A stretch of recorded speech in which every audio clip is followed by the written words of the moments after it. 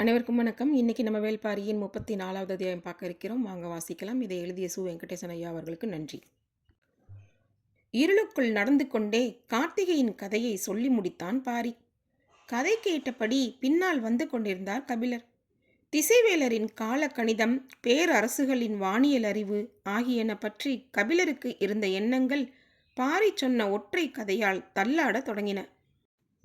4 ஆண்டுக்கு ஒருமுறை வரும் ஒளிவாளினை இவ்வளவு துல்லியமாக கணித்து வைத்திருக்கும் போதே மலை மக்களின் வானியல் அறிவை புரிந்து கொள்ள கூடுதலாக முயன்றிருக்க வேண்டும் என தோன்றியது. பேச்சற்று வந்து கொண்டிருந்த கபிலரை பார்த்து பாரி, முருகன் கார்த்திகை விண்மீன் கூட்டத்துக்கு பெயர் சூட்டிய கதையை மட்டும்தானே சொல்லியுள்ளேன், இன்னும் எவ்வளவோ இருக்கின்றனவே என்றான். இன்னும் எவ்வளவோ என்றால் முருகனை பற்றியா, விண்மீன்களை பற்றியா? காலத்தை பற்றி. என்ன சொல்ல வருகிறான் பாரி என்ற திகைப்பு வாயடைக்க செய்தது கபிலரை. பாரி சொன்னான், அந்த 6 விண்மீன்களின் அடிப்படையில்தான் காலமும் 6 கூறுகளாக பகுக்கப்பட்டன. கார்காலம், கூதிர்காலம், முன்பனிக்காலம், பின்பனிக்காலம், இளவேநீர் காலம், முதுவேநீர் காலம் என 6 பெரும் பொழுதுகளும் வைகறை, காலை, நண்பகல், ஏற்பாடு, மாலை, யாமம் என 6 சிறு பொழுதுகளும் இதன் அடிப்படையில்தான் பகுக்கப்பட்டதாக சொல்வார்கள். இருள் சூழ்ந்துள்ள ஒற்றையடி பாதையில் பின்னால் வருகிறவர் சிறு ஓசை கூட எழுப்பாமல் வரக்கூடாது என்பது கபிலருக்கு தெரியும். ஆனால் தெரிந்தவை எல்லாம் தெரியாதவற்றின் பின்புலத்தில் போய் மறைகின்றன. பின்னணி கதைகள் காலத்தையே புரட்டுகின்றன. கபிலர் என்ன செய்வார்? மனம் புரண்டு எழுந்து உண்மையை பற்ற நினைத்தபோது குறுக்கிட்ட கதை. அது உண்மையா என்ற கேள்வியை எழுப்பியது. திகைத்து நின்றவரிடம் புதிதாய் வினா ஒன்று மேலெழுந்தது. வேளிர் குல தலைவன் உருவாக்கியதால் தான் பொழுதை அறிய வேலை என்ற சொல்லை பயன்படுத்துகிறோமா? காலை வேலை, மாலை வேலை என அழைப்பதன் காரணம் அதுதானா? கபிலரின் வினாவுக்கு பாரியிடம் விடையில்லை. சற்று நேர இடைவெளியில் மீண்டும் கபிலர் கேட்டார். கால சுழற்சியை 60 ஆண்டுகளாக வகுத்ததற்கும் ஒரு நாளை 60 நாளிகைகளாக பிரித்ததற்கும் இந்த 6 தான் அடிப்படையா? பாரியிடமிருந்து மறுமொழி எதுவும் வரவில்லை. ஆனால் கபிலரின் உள்ளத்துக்குள் உருக்கொண்ட வினாக்கள் நின்ற பாடில்லை. சற்றே நில் என்றார் கபிலர். முன் நடந்து கொண்டிருந்த பாரி நின்றான். அன்று அங்கவை கேட்ட வினாவை உன்னிடம் சொன்னேனே, நினைவிருக்கிறதா? எதுவென்று பாரி யோசித்துக் கொண்டிருந்தான். அந்த பொழுது கூட கபிலரால் காத்திருக்க முடியவில்லை. உயிரெழுத்துக்கள் ஏன் 12 என்று கேட்டாலே என்றார். ஆம் என்றான் பாரி. உயிரெழுத்துக்கள் 12, மெய்யெழுத்துக்கள் 18 எல்லாம் 6 மடங்குகளாகவே இருப்பது அதனால்தானா? 6 என்ற அச்சின் மீதுதான் எம்மொழி நிலை கொண்டுள்ளதா? 6 என்பது எண்ணாகவும் நதியாகவும் மொழியாகவும் காலமாகவும் விரிவு கொண்டதா என கேள்விகளை அடுக்கிக் கொண்டே போனார் கபிலர். அமைதியாய் நின்ற பாரி சொன்னான், இந்த வினாக்களுக்கு விடை கூற வேண்டியவர் நீங்கள்தானே, என்னிடம் கேட்கிறீர்கள்? விடையை யாரும் சொல்லிவிடலாம். வினாக்கள் உருள் திரள்வதுதான் முக்கியம். பரம்பின் மீது ஏறத் தொடங்கியதிலிருந்து நான் முக்கியமாக கண்டடைந்தது விடையை அல்ல, வினாவைத்தான். பெரும் உண்மைகள் எளிய கேள்விகளுக்குள் தலை நுழைத்துதான் வெளிவருகின்றன. கபிலர் கேள்விகளுக்குள் தலை நுழைத்து கொண்டிருந்தார். காலத்தை பற்றி வேறென்ன சொல்ல வந்தாய்? முருகன் அளவுக்கு இயற்கையின் ஒவ்வொரு அசைவையும் நுட்பத்தையும் புரிந்து கொண்ட இன்னொரு தலைவன் இல்லை. முருகனோடு 2 பறவைகளை பற்றிய கதைகளை இனித்தே மக்கள் சொல்வார். கேட்டிருக்கிறீர்களா? நான் கேள்விப்பட்ட கதைகள் எல்லாம் இங்கு தலைகீழாக மாறிவிடுகிறதே. நீ எந்த பறவைகளை சொல்கிறாய்? சேவலையும் மயிலையும் தான். இந்த பறவைகளுக்கும் காலத்துக்கும் இருக்கும் உறவை பற்றி கபிலர் சிந்தித்து கொண்டிருந்த போது பாரி சொன்னான். சேவல் கதிரவன் விரும்பி செந்நிற ஒளியின் முதல் கீற்று வானில் மேலெழத் தொடங்கியவுடன் குதூகலித்து கொக்கரிக்க தொடங்கிவிடும். அதன் மகிழ்வுக்கு அளவு ஏதும் இல்லை. அதே போலத்தான் மயிலும். அது மழை விரும்பி கார்மேகங்கள் கூட தொடங்கியதும் குதூகலிக்க தொடங்கும். இறகு விரித்து தனது மகிழ்வை கொண்டாடும். நெருப்பும் நீரும் போலத்தான் கார்த்திகையின் இன்னொரு குறியீடு இவை இரண்டும். சேவலின் கொக்கரிப்பையும் மயிலின் தோகை விரிப்பையும் கார்த்திகையோடு இணைத்து பாரி சொன்ன கணத்தில் உடல் சிலிர்த்து அடங்கியது. காலத்தின் எதிரெதிர் முனைகளை வைத்துதான் முருகனை பற்றிய எல்லா கதைகளும் பின்னப்பட்டுள்ளன என தோன்றிய போதே அறுபதாம் கோழியின் நினைவு வந்தது. முருகனுக்கு மிகவும் பிடித்தது அறுபதாம் கோழி என்று தானே பரம மக்கள் சொன்னார்கள். இளம் சிரிப்பு மாறாமல் பாரி சொன்னான். சேவலும் மயிலும் காலத்தின் குறியீடு என்றால் அறுபதாம் கோழி காதலின் குறியீடு. அது முழுநிலா நாளில் வானம் பார்த்து தனது மெல்லிய குரல் கொண்டு ஒளியனுப்பும். சேவல் போல தனது அழகு திறந்து கூவாது. மூடிய வாயின் முணுமுணுப்பாய் வெளிவரும் இசை வண்டுகளின் ரீங்காரம் போல மெல்லொலி எழுப்பும். வள்ளியும் முருகனும் நரந்தரம்புள்ளின் மடுமேட்டில் இருந்த காலமெல்லாம் காற்றில் மிதந்த ஓசை அதனுடையதுதான். அந்த ஓசை காதலர்கள் உயிர் சுரண்டு ஓருடல் கொள்ள வழி செய்யும். கார்காலமும் வேநீர்காலமும் இணைந்ததன் அடையாளமாக கார்த்திகை இருப்பதைப் போல ஆணும் பெண்ணும் இணைந்த காதல் அடையாளம்தான் அறுபதாம் கோழி. ஒரு வகையில் எரியும் நீரும் குளிரும் நெருப்புதான் அதுவும். காலத்தையும் காதலையும் வைத்து வள்ளியுடன் நடத்திய விளையாட்டு வள்ளி முருகனை பற்றிய எல்லா கதைகளிலும் நிகழும் போலும் என்றார் கபிலர். காலத்துடனும் காதலுடன் விளையாடி பார்க்க விருப்பமில்லா மனிதன் யார்? மனிதனின் அடிப்படையான விருப்பம் இவை இரண்டும் தானே. அதனால்தான் எல்லோருக்கும் இந்த விளையாட்டு பிடித்திருக்கிறது. அதை விளையாடி தீர்த்த வள்ளி முருகனையும் பிடித்திருக்கிறது. வள்ளி முருகனின் கதையை அசைப்போடுதல் காலத்தையும் காதலையும் மறுபடி நிகழ்த்தி பார்த்தல் போலத்தான். அந்த நிகழ்வு மனதுக்குள் நிகழும் போது வெளி பேச்சுக்கு வேலை என்ன? பாரியும் கபிலரும் இருவேறு உலக்குகள் நீந்தியபடி நடந்து சென்றனர். இருளின் அடர்த்தி குறையத் தொடங்கியது. மழை நின்ற இரவு. கிழக்கே மேலும் புத்தொலிக்காக காத்திருந்தது. பறவைகளின் குரலொலி கேட்டபடி இருவரும் நடந்தனர். நீண்ட நேரம் கழித்து கபிலர் கேட்டார், முருகன் கண்டறிந்தவை வேறு என்னென்ன? நிறைய இருக்கின்றன. ஆனால் சொல்ல முடியாதவைகளாக இருக்கின்றன. என்னிடம் சொல்ல முடியாதவையா? ஆம். தம் குலம் அல்லாதவர்களுடன் பகிர்ந்து கொள்ள முடியாதவை. குலங்களில் நிறைய உண்டல்லவா? நீண்ட நேரம் கழித்து கதைகளிலிருந்து மீண்டு தன்னிலைக்கு வந்தார் கபிலர். எவ்வளவு ஒன்றினாலும் விலக வேண்டிய இடம் உண்டு என்பதை உணரும் நேரம் சற்றே கடுமையானது. ஆனாலும் அவை குறித்து நீங்கள் ஏற்கனவே கேள்வி எழுப்பிவிட்டீர்கள். உங்களது கேள்வியால் திகைத்து போய் நின்றது அன்றுதான் என்றான் பாரி.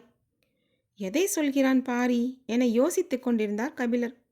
பாரி சொன்னான், ஒளிவாளினை பார்க்க குன்றுக்கு மேல் உங்களை நான் அழைத்து சென்றபோது நீங்கள் கேள்வி ஒன்று கேட்டீர்கள். கபிலர் சிரித்தபடியே சொன்னார். பாலி நகர் பற்றி கேட்டேன். அங்கு வேலிர்களின் செல்வங்கள் பாதுகாத்து வைக்கப்பட்டுள்ளனவா என்று கேட்டேன். பாரி சொன்னான், குமரி கடல் முதல் வடதிசையின் எல்லை வரை இருக்கும் இந்த பச்சை மலை தொடரில் இருப்பவர்கள் 14 வேலிர்கள். இந்த வேலிர் கூட்டம் தங்களுக்கு கிடைக்கும் பெரும் செல்வம் எதுவானாலும் அதை பாலி நகரில் வைத்து பாதுகாக்க வேண்டும் என்று முன்னோர்கள் விதி செய்தனர். அந்த பாலி நகரை உருவாக்கியவன் முருகன். தான் அன்று கேட்ட வினாவுக்கு இன்று பாரியிடமிருந்து விடை வந்தது. அந்நகரை வேலிர் மட்டுமே அறிவர் என கேள்விப்பட்டுள்ளேன். ஆம் என்றான் பாரி. பிறரால் அறிய முடியாத நகரம் மண்ணில் எப்படி இருக்க முடியும்? மண்ணின் மேல் இருக்க முடியாது, மண்ணுக்குள் இருக்க முடியும் அல்லவா? கபிலர் மிரண்டு நின்றார். பாரி சொன்னான், அது மண்ணுக்குள் வடிவமைக்கப்பட்ட அமைப்புகளை கொண்டது. அங்குதான் ஆதி காலந்தொட்டு வேலிர்களின் செல்வங்கள், அதாவது பச்சை மலையின் வியத்தகு செல்வங்கள் சேகரிக்கப்பட்டு வருகின்றன. அந்த பாலி நகரை பாதுகாக்கும் பொறுப்பை எவ்வியிடம் ஒப்படைத்தான் முருகன். அன்றிலிருந்து பரம்பின் மக்கள் அதை பாதுகாத்து வருகிறார்கள். மற்ற வேலிர்கள் அந்த இடத்துக்கு வந்து செல்கின்றனரா? ஆம், பாதுகாப்பது மட்டும்தான் எங்களின் பணி. மற்ற அனைத்து வேலிர்களுக்கும் அந்த இடம் எங்கு இருக்கிறது என்ற உண்மை தெரியும். எவ்வியூரிலிருந்து மலைப்பாதையின் வழியே போனால் பாலி நகர் போய்விடலாம் என்று நீ சொன்னாயே. கபிலர் முடிப்பதற்குள் பாரி சொன்னான், அது வெளி தோற்றத்துக்காக நாங்கள் அமைத்துள்ள சிறு பாலிக்கான பாதை. பெரும் பாலி இருக்கும் இடம் வேறொன்று. முடிச்சோடு நின்றது பாரியின் மறுமொழி. இதை நேரடியாக கேட்க முடியாது, ஆனால் கேட்காமல் இருக்கவும் முடியாது. என்ன செய்யலாம் என்று சிந்தித்தபடியே கபிலர் கேட்டார், மலைப்பகுதியில் மண்ணுள் இருக்கும் ஓரிடத்தை எல்லா காலங்களிலும் பாதுகாத்து விட முடியுமா? கால ஓட்டத்தில் எளிதில் அழிந்து விடாதா? எவ்வளவு நிதானத்துடனும் கூர்மையுடனும் கபிலர் பாலி நகரை நெருங்குகிறார் என்பதை பாரி கவனித்தபடியே சொன்னான். அந்த நகரை இப்போது மட்டுமல்ல, இன்னும் எத்தனை ஆயிரம் ஆண்டுகளானாலும் மண்ணுள் எவ்வளவு ஆழம் புதைந்தாலும் வேளிர் குலத்தவரால் கண்டுபிடித்து விட முடியும். எப்படி கேட்பது? பாரிக்கு இக்கட்டான நிலையை உருவாக்கிவிடும் என்று கபிலருக்கு தோன்றியது. ஆனால் கேட்காமல் இருப்பது உருவாகும் எண்ணத்தை மறைக்கும் செயல். மறைக்க முயல்வது தோழமையன்று என்று எண்ணியபடியே கபிலர் சொன்னார். எப்படி என்பதை நீ வெளிப்படுத்த தேவையில்லை. கபிலரின் சொல்லாற்றல் கண்டு வியந்து நின்றான் பாரி. எவ்வளவு திறனோடு என்னை முன்னகர்த்தி அவர் பின்வருகிறார் என்று எண்ணியபடியே பாரி சொன்னான். அந்த நகருக்கான அடையாளங்களை உருவாக்கியவன் முருகன். அந்த அடையாளங்கள் மண்ணில் இருந்தால் அவை கால ஓட்டத்தில் மறைந்து போகலாம். விண்ணில் இருந்தால்? பாரியின் வினா கபிலரை இழுத்து நிறுத்தியது. பாரி தொடர்ந்தான். இன்னும் எத்தனை ஆயிரம் ஆண்டுகள் ஆனாலும் விண்மீன்களின் இருப்பிடங்கள் மாறவா போகின்றன? இல்லை. பாலி நகருக்கான குறிப்புகள் விண்மீன்களை வைத்து உருவாக்கப்பட்டுள்ளன. இன்னும் எவ்வளவு காலம் கழிந்த பின்னும் மாதங்களின் நாள்வரிசையும் விண்மீன்களின் இடவரிசையும் தெரிந்தவன் அந்த நகரை எளிதில் கண்டறிந்து விடுவான். திகைப்பின் அடுத்த கட்டம் அரங்கேறி கொண்டிருந்தது. மலை மக்கள் அறிவின் சிறந்த தொடக்கத்தை உருவாக்கியவர்கள். சமவெளியில் உருவான அரசுகள் அதை அடுத்த கட்டத்துக்கு வளர்த்தெடுத்துள்ளன என்றுதான் இதுநாள் வரை கபிலர் நினைத்திருந்தார். ஆனால் வளர்ச்சி என்ற பெயரில் தொலைந்து போனவையே அபார ஆற்றல் கொண்டவையாக இருக்கின்றன. விண்மீன்களை வைத்து திசை அடையாளங்களையும் நேர அடையாளங்களையும் தான் கணியர்கள் உருவாக்கியுள்ளனர். ஆனால் இங்கோ விண்மீன்களை வைத்து நிலம் அடையாளப்படுத்தப்படுகிறது. அறிவு வளர்ச்சியின் ஆதி விதைகள் இங்கு பாதுகாத்து வைக்கப்பட்டுள்ளன. கபிலரின் எண்ண ஓட்டங்களை இடைமறித்து பாரி சொன்னான். முதுவேநீர் காலத்தில் கார்த்திகை விண்மீன் கூட்டத்தோடு கதிரவன் இருப்பதை விண்மீன்களின் சுழல்வட்ட கணக்கின் அடிப்படையில் முருகன் கண்டறிந்தான் என சொன்னேன் அல்லவா? ஆம் என தலையசைத்தார் கபிலர். அவ்வாறின்றி வேறொரு முறையில்தான் அதை முருகன் கண்டறிந்தான் என சொல்பவர்களும் உண்டு. அது என்ன முறை? பாரி சற்றே அமைதி கொண்டு நடந்தான். சொல்லலாமா என்ற வினாவை எழுப்பி மனதை விடை சொல்ல ஆயத்தம் செய்கிறான் என்பது கபிலருக்கு புரிந்தது. பாரி சொன்னான். இம்மலைத்தொடரில் உள்ள 10 பேரதிசயங்களில் ஒன்று கருநெல்லி. கபிலர் பாரி உச்சரிக்கும் வார்த்தையை மிக கவனமாக கேட்டார். பாரி சொன்னான். அதிசய கனியான கருநெல்லியை உண்டால் பகலிலும் விண்மீன் கூட்டத்தை பார்க்கலாம் என்ற நம்பிக்கை எங்களுக்கு உண்டு. முருகனுக்கு நெல்லிக்கனி மிகவும் பிடித்தது.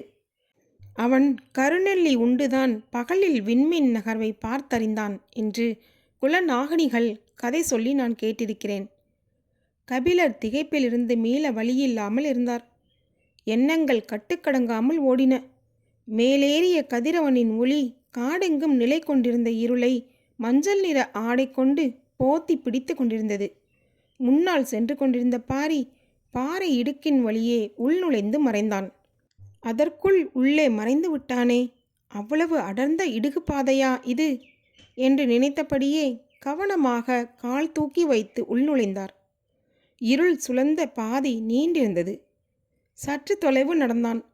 பெரும் பாறை ஒன்று பாதையில் குறுக்கே நிற்பது தெரிந்தது. அதன் பின்புறமிருந்து காலை கதிரவனின் ஒளி தெரித்து சிதறி கொண்டிருந்தது.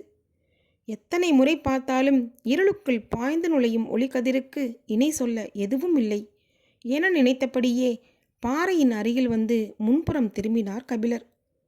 திருப்பத்தில் தான் எல்லாம் இருந்தன. இணை சொல்ல முடியாதவை என்ற சொல்லின் முழுமையை இயற்கை அவருக்கு காண்பித்தது.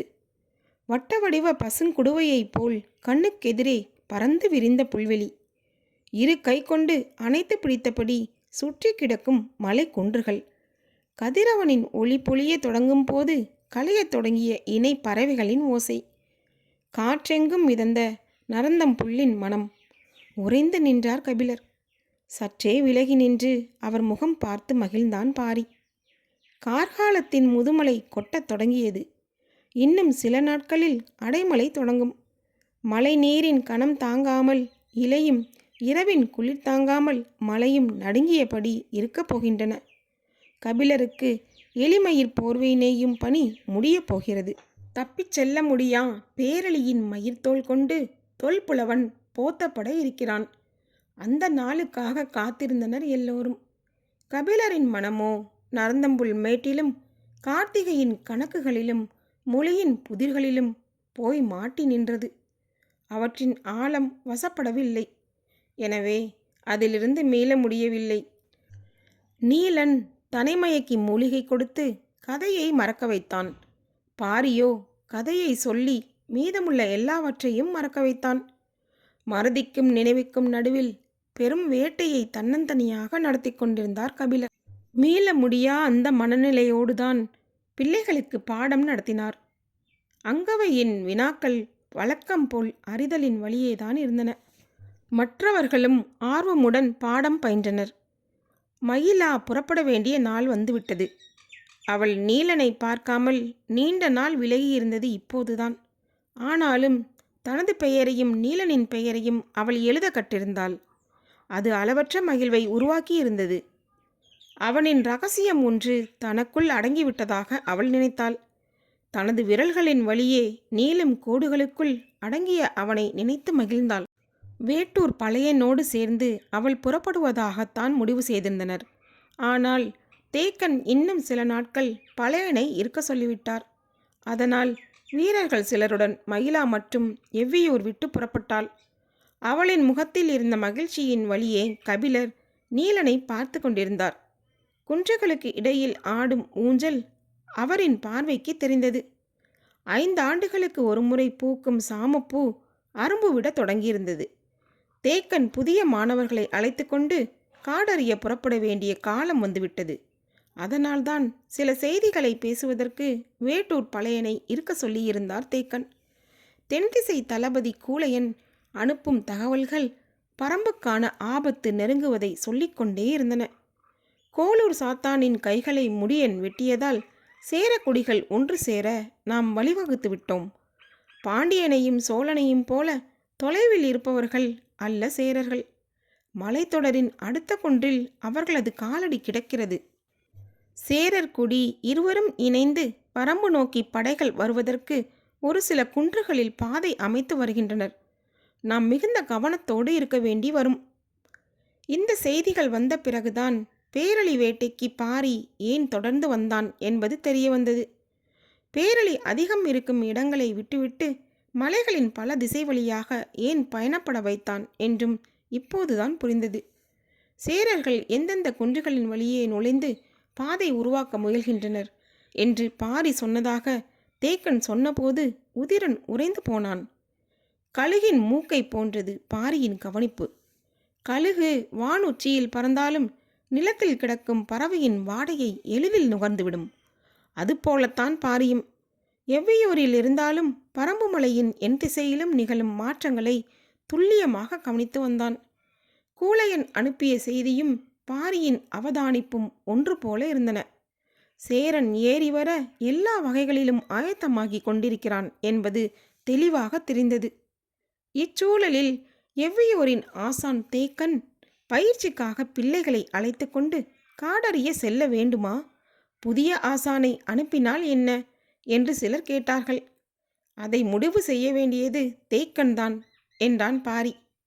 தேக்கனோ அம்முடிவை சாமப்பூவின் அரும்பு துளிர்க்கும் முன் எடுத்திருக்க வேண்டும். எனக்கான வாசனையை அது வழங்கிவிட்டது.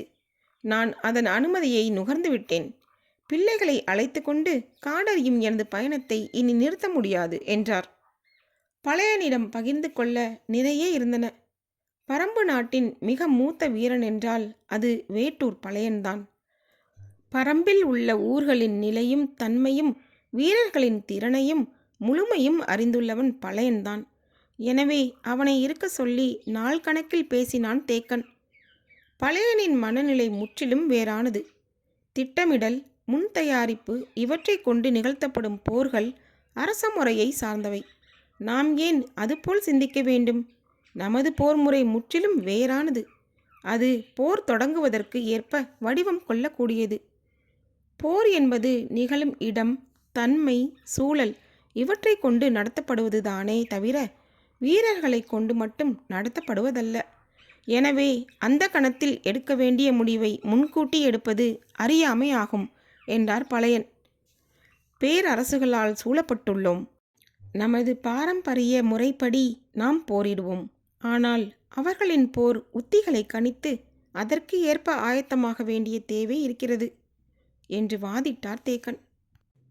முன் தயாரிப்பின் வழியே போரை அணுகும் முறைக்கு பழையனால் பொருந்த முடியவில்லை. இப்பணியை கூழையனிடம் ஒப்படைத்து விடு. போர் தொடங்கிய பிறகு எனது பணியை முடிவு செய்து கொள்ளலாம் என்றான் பழையன். நீ சொல்வதற்கும் நான் சொல்வதற்கும் இடையில் அதிக நாள் இல்லை என்றான் தேக்கன். இரண்டுக்கும் இடையில் ஒரு நாள் இருந்தாலும் நான் ஏன் முன்கூட்டியே ஆயுதங்களை தூக்கிக் கொண்டு ஆற்றலை வீணாக்க வேண்டும்? பழையனோடு பேச்சில் மட்டுமன்று, எதிலும் வெல்ல முடியாது என தேக்கனுக்கு தெரியும். உண்மையில் தேக்கன் நடத்தும் போராட்டம் இந்த விடாப்பிடியான மனநிலையோடுதான். நன்கு திட்டமிட்ட போர் முறையை எதுவுமில்லை என்று ஒதுக்கிவிட முடியாது. இயற்கையின் பல அமைப்புகள் திட்டமிட்ட ஒருங்கிணைப்பை கொண்டு தாக்குதல் தொடுகின்றன. இந்த எடுத்துக்காட்டை நாம் சொன்னால் இதற்கு மாற்றான 1000 எடுத்துக்காட்டுகளை பழையன் சொல்வான். எனவே மறுமொழியின்றி அமைதியானான் தேக்கன். ஆனால் சூழலில் இந்த அமைதி இல்லை. இந்த புத்தகம் உங்களுக்கு பிடித்திருந்தால் சப்ஸ்கிரைப் பண்ணுங்கள், ஷேர் பண்ணுங்கள், கீழே இருக்க லைக் பட்டனை கிளிக் பண்ணுங்கள். மீண்டும் பாரி வருவான். நன்றி, வணக்கம். பரம்பின் குரல் ஒலிக்கும். உங்களிடமிருந்து விடைபெறுவது தீபா. நன்றி, வணக்கம்.